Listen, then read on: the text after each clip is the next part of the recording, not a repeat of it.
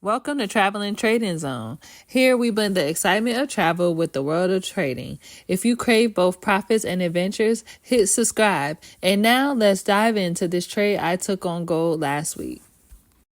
So for this trade, gold had made a new high on the 5-minute time frame. So I drew a fib from the low point to the new high point and waited for price to pull back to the retracement level, which it did pull back to the 38.2 retracement level. Once price did pull back to that level, I set my take profit at the negative 27, which is the TP1. And as you can see, the price did actually reach our negative 27 profit level. I hope you enjoyed this video. Remember to trade smart, stay sharp, and may your profits multiply. Stay tuned for more epic journeys and money moves. Don't forget to subscribe and hit that like button. Until next time, happy trading.